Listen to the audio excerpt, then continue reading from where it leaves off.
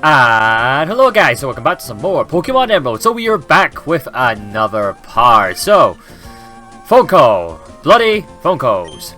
Hey there Jason, it's me, Knob. Well, you really are a knob, aren't you? I just took a shot at catching this Porygon 2, but it took off. I came oh so close to. It spoiled my day. Alright, see you. Oh god. Seriously? This is like, I don't know how many times that's happened now. I've sort of lost count. Anyways, if you guys remember last part, we managed to progress a bit. We managed to get our gym badge from Winona. And yeah, we progressed quite a bit basically. We got to a new area. We also got a new Pokemon in the form of Blaze the Rapidash. We managed to train him up a bit as well because he needed some leveling. So I trained him up a bit to level 31. So he's kind of on the same level as everyone else. He actually learned Fire Blast as well when I was leveling up. I think he learned at level 30, I think. So Fire Blast is obviously really good. It's obviously much better than Ember, so I will happily take that. I also taught it High Jump Kick, which was one of the TMs that we already had before. So teaching High Jump Kick just adds some more diversity and some more power to Blaze. So hopefully that will help us dearly. I know the other Pokemon, they've all been trained up, yada yada, and nothing else has really changed with them if I'm right. Nope, all the same. Cool. Good stuff. Anyways, I don't actually know why I'm back in Fortree City. I really shouldn't be back here. I think I came back here to heal up my Pokemon after I was done training. So let's just go ahead and go back to where we would need to be. Right, away we go. Yada yada yada. Speed of function away. I fought most of the trainers off screen, so the ones that you didn't see me fight are all done already, so you don't have to worry about them. Let's go down here. Okay, right. Oh, hello, Kangaskhan. Now we'll just run away. Cool. Right. So let's keep progressing onwards over here. And there we go. I think this was where we last ended up at. I think we finished. We beat her. We beat her. Yeah. So we were down here. This is where we managed to see those Team Aqua guys talk about Mount Pyre, if you guys remember. If we keep going down south here, this is the Mount Pyre Pier. The sign is old and worn out. The words are barely legible. So we go down. If we decide to go down south all the way down here, we will eventually go down to Mount Pyre, which we'll go to later on in this part, but for now we are not going to go do that. Ahead looms Mount Pyre. It is a natural monument to the spirits of departed Pokemon. So we're not going to go down here just yet. We're actually going to head over to the right for now. So we want to fight these twins, I guess, first. We might as well, since they're here, I suppose. Right, together we're fearless. We'll demonstrate that how we are. Okay, so Joy is your name. Joy and Kate, apparently. They could head a Banette and a Dragonair. I actually forgot to rearrange my team, but I think this will be fine, I think. Let's go for Fire Blast on the Banette. Let's go for Ice Ball on the Dragonair. This Dragonair is a Dragon type. Okay. Right. Okay, the Ice Ball missed, I think. Yeah, the Ice Ball missed. God damn it. Let's go for Ice Ball again. Ember kills Banette. Tail Whip. Okay, that's not good. That's going to do absolutely nothing. Decided defense with Ice Ball. Okay, there we go. Kills that. That was it. Wow, she only had two. They only had two Pokemon. I thought they had more than that, but apparently not. So that will do. Anyways, you want to come in here. Actually, this place is a completely optional place, but filled with rare Pokemon. The Safari Zone. If you guys have played Pokemon before, you'll probably know what the Safari Zone is. The Safari Zone is a recurring thing that happens in every single Pokemon game. And yeah, welcome to the Safari Zone. All you can catch is fish for 500 Pokédollars. Would you like to play a game? Sure. Excuse me, you seem to be without a Pokéblock case. Your Safari game will be much more fruitful if you have Pokéblocks. Please come back with a Pokéblock case. You may obtain a Pokéblock case from the Lilycove contest hall. So it seems for now we can't actually go to the Pokemon Safari Zone for now. Apparently we need a Pokéblock case, which we don't have, so we're going to have to come back here later. But we do want to remember this place because the Safari Zone does technically count as a new area, which means I will be able to catch a new Pokemon. Anyways, the Safari Zone, I'll briefly talk about it. It'd be much better if I just demonstrated to you guys what the Safari Zone is, if you guys don't know what it is. But to kind of summarize up in a pretty short way, the Safari Zone is an area filled with a bunch of new, rare, and exclusive Pokemon, if you're not playing a randomizer, obviously. If you're not playing a randomizer, it'll be filled with exclusive and rare Pokemon that you wouldn't really find normally in the wild. And like the guy said, you get 500 Pokédollars. Well, you spend 500 Pokédollars, and you can stay in the Safari Zone for a certain amount of time to catch as many Pokemon as you want. Well, I say as many as you want. You're given a limited amount of Pokeballs. I think it's 30 if I'm right. So 30 Pokeballs to spend on whatever you please. And then, obviously, you can catch as many Pokemon within those 30 Pokeballs. So basically, 30 Pokemon at max if you catch every single Pokemon within one Pokeball. And yeah, you can also get rare items in there too. And it's just a really, really nice place, basically.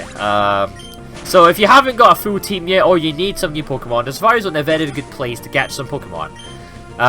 So hopefully, because we still only have technically 5 Pokemon in our team, hopefully we'll be able to get something better for our roster. I mean, obviously we still have Pokemon in the PC, but it'd be better if we could get something really, really strong that we can go straight into our party right away. So let's hope so.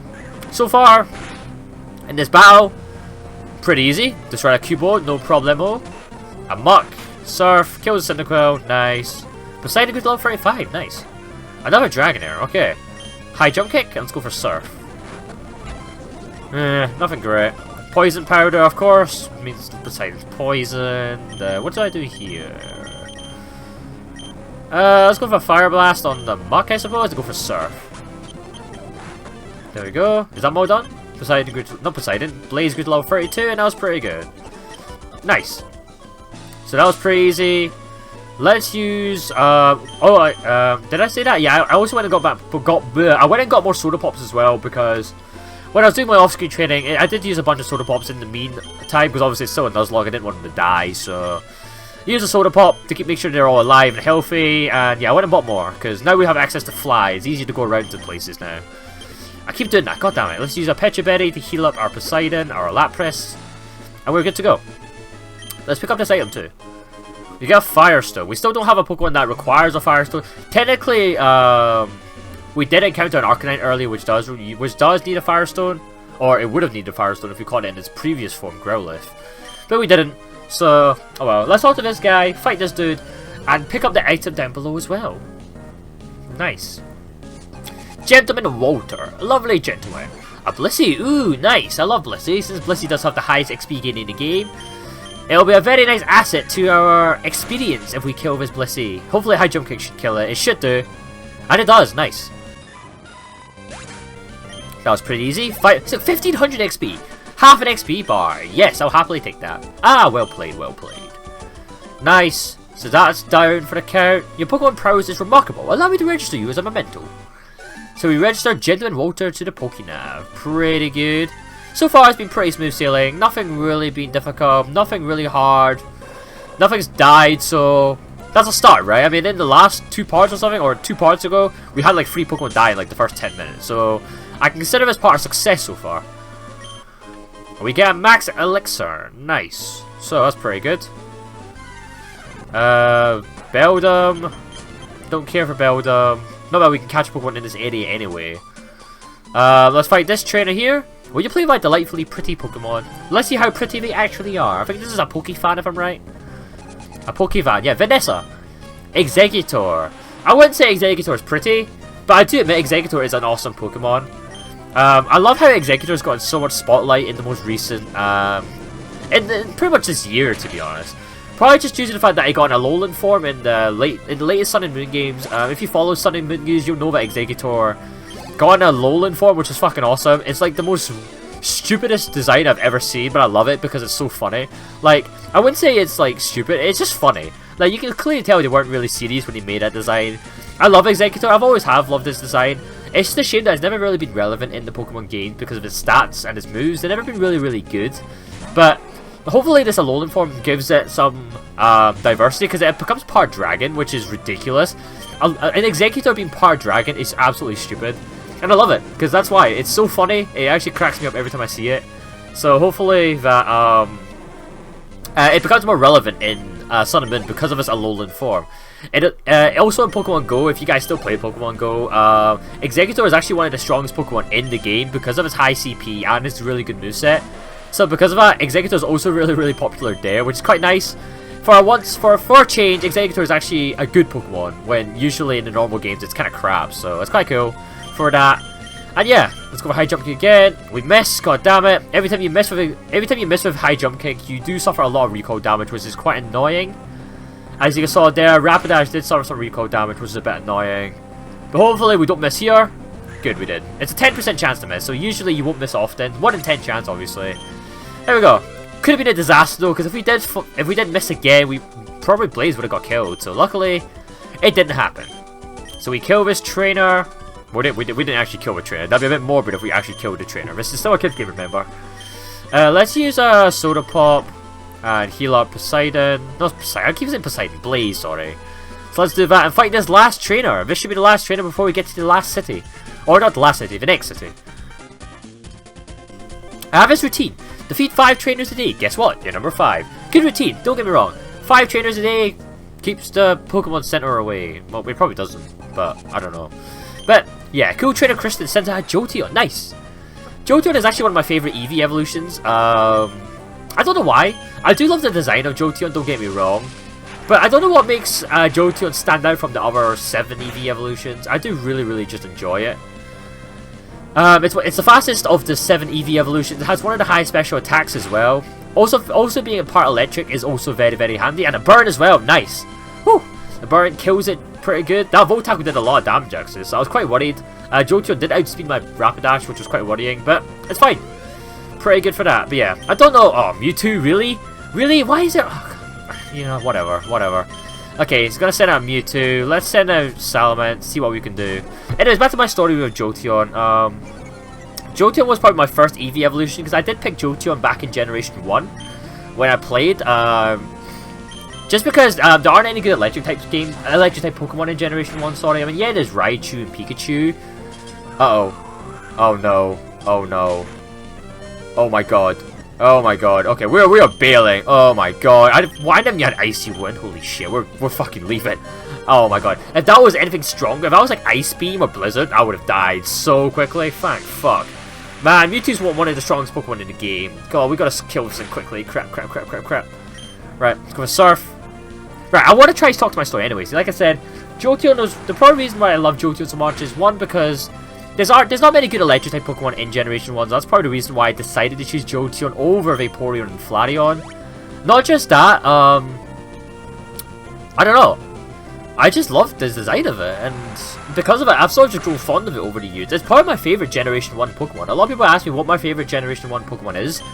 I do admit that Blastoise is one of them, because I do love Blastoise, but I think Jolteon probably edges it in terms of my favourite Pokemon. I just love the design, I love its look, I love the fact that it's quick, it has a high special attack, and it's an electric type. Electric type is one of my favourite types in the game, and I just really hate the fact that electric types don't get much glory in recent times, because, I don't know, they just don't. You don't get many good electric type Pokemons in the current generations, so... Anyways, yeah, we defeat this trainer and we get cool trainer Kristen to the Pokénav. So yeah, that's probably the reason why I like Jolteon so much. I do love other Eevee evolutions as well, but I don't know, I just really love Jolteon for that case. Anyways, now that we're in Lilycove City, we are in a new area, a new city. Fully healed up our Pokemon, as you can see, it's a pretty big city. In fact, it's one of the biggest cities in the game. I think it is the biggest city in the game, actually. I think apart from Marvel City, Marvel's pretty big. And Slayport's pretty big too, but... yeah, I think Lilycove is probably the biggest city of the game. It's your traditional big city, because every Pokemon game always has a one huge-ass city filled with a lot of shit. Oh, there's an item over here. We get a Pineapple Berry. Nothing really special. Let's go over here. What's over here? Cove... wow, that's an original name. Cove Lily Motel, you know. Remember us as Cove Lily of Lilycove. Wow, that's real original. 5 stars for that. As you can see there, Team Aqua Grunt's lying about. If you talk to them, I don't think they say much. If this whole world becomes ours, Team Aqua's, it will be a happier place for Pokemon too. I don't really agree with you there, mate, but if you say so. The Pokemon Trainer Fan Club. The names of trainers are scribbled all over the sign. The Pokemon Trainer Fan Club is actually kind of cool. For now, it doesn't really mean anything because they don't really care. But yeah. All these guys have different supports of different places. As you can see, there's only 4 people in this fan club. As the game goes on, more and more people will be in this fan club, and they all support different people. So some support the gym leaders, some support the champions, some support the contest players. Because of all of that, it does, like, I don't know, nothing really happens, but the more you go into the game, the more you get more gym badges. They become more notice of you. They recognize you as a good trainer. They start to gain support of you, and they start to recognize you, and they start to support you as well. It's quite cool. Eventually, the fan club becomes your fan club, which I find hilarious that they become your fan club because you become so famous that they just worship you. It's kind of hilarious. I don't think they give you anything though. There's no items. There's nothing they really do. It's just a little kind of cool detail that they add to the fan club as you progress through the game. Anyways, now that we're here, because this is technically a new area, let's talk to this guy. There, Wilmer, leap out the water now. Huh? What do you want? You're messing up our training, so can you, like, get lost? So yeah, there's these Whelmers. As you can see, these, like, black things are supposed to be Whelmers. And you can't actually get past them. So these Whelmers are blocking the way, and for now, you're sort of stuck in Lilycove City until you can get rid of those Whelmers. Anyways, as I was saying before, because we're technically in a new area such as Lilycove, let's use the good rod and try and catch ourselves a new Pokemon, and hopefully it'll be something that we can use for our team. Not even a nibble, god damn it.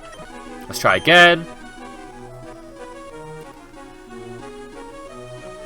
Oh, a bite! What? What the hell? Okay, I've never seen that happen before. I hit a bite, but it didn't reel in the Pokemon right away. That was really strange. I've never had that before. I've never had that happen before. Holy shit! I don't know. It must have reset it or something. That was weird. That's why I pressed A again really quickly. That was really weird. Let's try again. Oh, a bite. Okay, let's try again. Okay, we had to reel in 2 times. I don't remember us having to do that. That's weird. Are you kidding me? A Wingo. Wait, did we not? We actually technically encountered a Wingo. I guess I'm trying to think. Technically, we encountered a Wingo earlier in the couple parts, but because I didn't technically catch it, it technically doesn't count as a Dupes Clause. Dupes Clause only applies to Pokemon you've already caught, and since we didn't actually catch Wingo, that technically doesn't count. So because of that, yeah, fuck it, we're gonna ditch the Wingo because I'm not gonna catch it. Fuck Wingo. Wingo's terrible. No offense to Wingo, but it's not a very good Pokemon, so we're just gonna leave it. Why is my luck so bad, man? I mean, yeah, we caught Mew in the last part, but I would have loved to catch something better. Anyways, as you can see, this is the contest hall. Let's actually go into the contest hall and see what's about. Oh boy, Master Rank Contest, here I come. The world will know that my dearest Pokemon is the cutest being in all existence. The time has come. Anyways, yeah, this basically, I'm not point talking all these trains. All these trains run about how much they're going to do well in contests and shit. Anyways, I want to talk briefly about Contest, because Contest is actually a new feature that was introduced in Generation 3. It never came back, sadly. I actually really like Contest, but it never came back, which is weird, but Contest is a little side minigame. Of course, this is optional, you don't have to do this. This is where you can earn ribbons for your Pokemon. You basically get little accolades, you can earn little trophies for your Pokemon if you do well in contests. I think we will do a contest later on in the game after we've done all the main story shit. I want to show off contests, but I just want to show off that this is here. You can only do it in Lilycove City. If you guys play Pokemon Ruby and Sapphire, you can actually start a contest starting from Slateport City. But in Emerald, you can only do it from Lilycove, so because of that, we will be doing this, but we're not going to be doing it now. So I just wanted to show you guys this, and we will come back to it another time, because I do want to show it, because it's a really, really fun minigame. I love making Pokeblocks. I always have some berries with me. If you like, we can make some Pokeblocks together using a berry blender. Where did I get my berry case from? I forgot. Okay, when you get a Pokeblock, I forgot where you get a Pokeblocks case from, to be honest. Oh, there we go. You just talk to this lady at reception and she gives you a Pokeblock case. Nice! Nice. Okay, so apparently, I don't know why she gives you Pokeblock cases, because you don't really need them for contests, but I guess Pokeblocks are very, very important. We're not going to talk about Pokeblock contests. Anyway, there's so much stuff that I can talk about here. Basically, Pokeblocks are, I guess you can say they're sweets that you can give to your Pokemon. If you go to your Pokénav, basically, and you go to your condition, as you can see, when you go to your Pokemon, it has this little chart with 5 different attributes: tough, cool, beauty, smart, and cute. These are relevant to the Pokemon contests. Every time you feed your Pokemon Pokeblocks, this little chart thing, this little green little pentagon will divert towards to one of the 5 attributes. And the more of your attribute you increase, the better it becomes in that attribute. So there's 5 contests in the contest section. Obviously, you get the cool contest, the beauty contest, the cute contest, smart, and tough. So obviously, if you focus your Pokemon such as Blastoise on tough, it means that it will do better in the tough contest than it does in the cool, beauty, smart, or cute. You can't make it you can technically make an all-rounder where you can focus on all 5, but there's a limit to it, so you're better off just focusing on one of the 5 attributes instead of rounding it off on all 5. So because of that, you're better off just choosing an attribute and sticking with it. This is where the berries come into play. So obviously this Pokeblock case is crucial because obviously it helps you in contests. It's where you store your Pokeblocks. So this is where you can make Pokeblocks. You can only make them here. You can't make it anywhere else. So let's do it with these 4 here. So yeah. So you want to join? So yeah. So obviously they'll ask you if you know how to make Pokeblocks. I technically do. So I'm not gonna let them explain it. I'm gonna explain it myself. So basically, with this berry blender, you can either do it with 1 person, 2 people, 3 people, or 4. So I'm doing it with all 4 because if you do it with more people, your Pokeblocks actually become better. So you should never ever do it with just 1 person. You should always do it with 4 people because the more people that participate, the better Pokeblocks that you will get. So this is a very, very in-depth technical part of the game. Of course, this is all optional. You don't have to do this, but I'm doing it now for the bands. Anyways, we're going to choose a random berry. I'm going to choose a Pomeg berry because I've got 6 of them. I might as well use a Pomeg berry. So, as you saw, because I've done it about a million times, you can check the tags of your Pokeblocks. It will tell you the kind of berries that what kind of berry it is. So this one's a spicy, sweet, and a bitter berry. Each kind of texture or flavor, or whatever you want to call it, refers to a certain attribute. So spicy refers to cool, dry refers to beauty, sweet refers to cute, bitter refers to tough, and sour refers to the other one. I forgot the name of the other attribute. But yeah. So obviously if you want to focus on, for example, beauty, you want to try to get a lot of berries focused on dry. If you want one for spicy, for cool, you want to get one for spicy, etc, etc. So let's try and get one that's specified. Let's try and go for Maggle, you see? Maggle's focused on sweet, which means it will focus on cute. So if we chuck this in, into the blender, it will probably make it a cute berry. Obviously, other people will be putting in their berries as well. So obviously this will affect the kind of Pokeblock that will come out. And then this little minigame turns off. So basically this thing is going to be consistently rotating, and it's basically a timing minigame. You want to press the A button when the red spinning triangle thing hits your dial, I guess you'd call. And if you do consistently, the machine spins faster and faster. So the faster it spins, the better Pokeblocks you will get. So you don't want to get the blue crosses that you saw there. So as you can see, there's a ranking system. I only came 3rd because I wasn't great. You want to get for the perfects, which is obviously the left ones. You get that when you time it exactly right. Basically, they're excellence. If you don't time it correctly, but you still time it right, it'll be a nice. And if you miss it, you get a cross, which is a fail. And obviously, it'll tell you your maximum speed. It'll tell you how long you did the blending for, and it'll tell you what kind of Pokeblock you get. So we've got a level 23 Pokeblock, and the feel is 21. So now we've got our Pokeblock, let's go to our Pokeblock case. So when you go to your Pokeblock case, as you can see, this Pokeblock specifies in spicy and sweet. Because we put in a sweet berry, but someone else put in a spicy berry, this Pokeblock turned out to focus on both spicy and sweet. So if you give this Pokeblock to a Pokemon, it will increase the attributes of spicy, of cool and cute, sorry. The higher the level, the more it will add. The texture depends on if the Pokemon will like it or not. So the higher the feel, the more the Pokemon will like it. If the Pokemon likes it, it means it will eat more of that Pokeblock, because every Pokemon can only eat so many Pokeblocks. So if you have a better feel for your Pokeblocks, they will eat more of that Pokeblock, basically. Because they'll get to a point where they won't eat any more for the rest of the game. Like, once they reach that limit, you can't give them no more for the rest of the game. No matter what you do, you can't reset it, nothing. It's done, it's done. So, you gotta make sure you have ones with the right feel and the right level. So, be careful and use your berries wisely, because obviously there's only a finite amount of Pokeblocks you can feed to a Pokemon. So, let's just feed this, for example, to Blaze, for example. Your nature does come into play here. Your nature decides what kind of Pokeblocks it will like. There's an NPC, which I can't remember where he is or she is. We'll probably find her whenever. I don't know. If I ever find her in this Let's Play, I'll let you know. But basically, there's an NPC that will tell you what kind of Pokeblocks your Pokemon will like. You can also just Google this if you can't be arsed finding the NPC. And obviously, if the Pokemon likes the Pokeblock as well, that will also combine with the fact that it will combine with the feel factor. So because of that, the Pokemon will also be more inclined to eat the berry, or eat the Pokeblock, sorry, and it will increase more of the attributes. Let's feed it to Blaze, and Blaze will eat it. Blaze disdainfully ate the brown Pokeblock, which means it didn't really like it.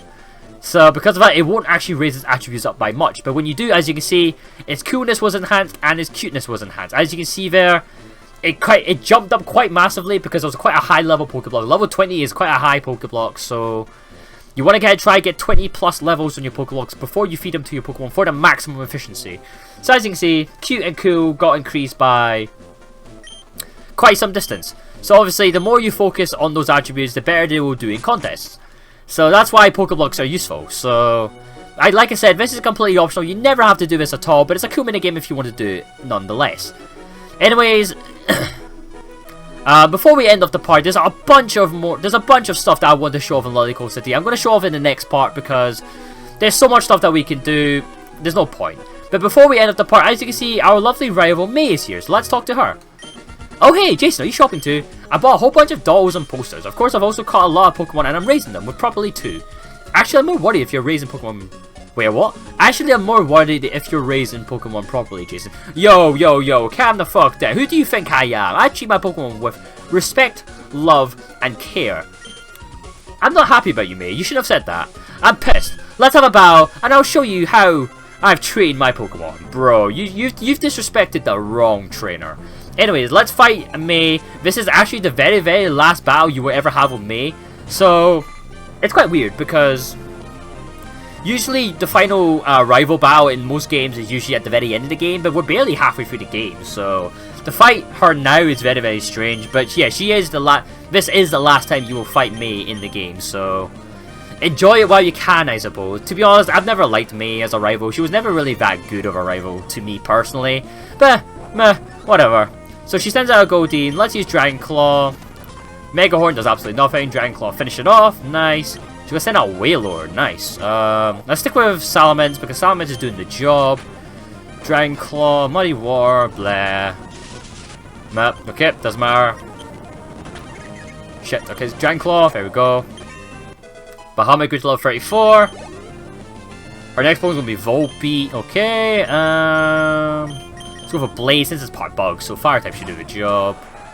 So yeah, she's not very strong. I mean, even without the randomizer, she's not very strong. So you shouldn't have to struggle against her. She's quite easy.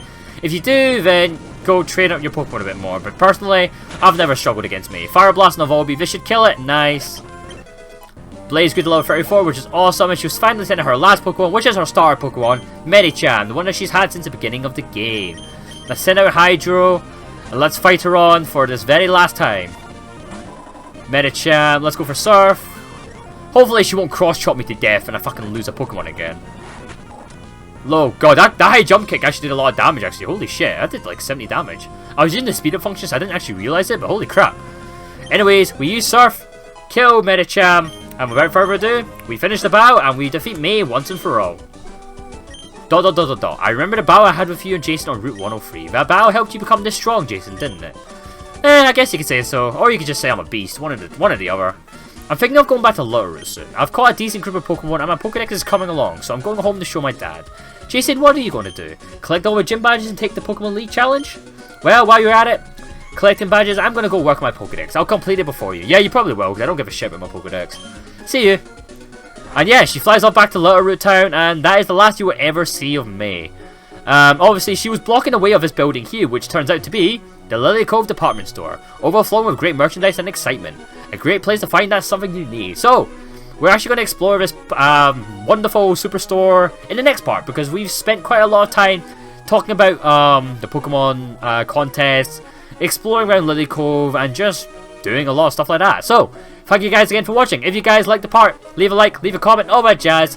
If you didn't like it, tell me why so I can improve for next time. In the next part, we're probably still going to be exploring around Lilycove since there's a shit ton of stuff to explore and discuss. Because honestly, this place is so big and you can't fit this all in one part. So, yeah guys, in the next part, we will be exploring more about Lilycove and we're probably heading down to Mount Pyre as well. And going back to Safari Zone if you guys remember, now that we've got our Pokeblocks case. So, thank you guys again for watching. I will see you all later and peace out.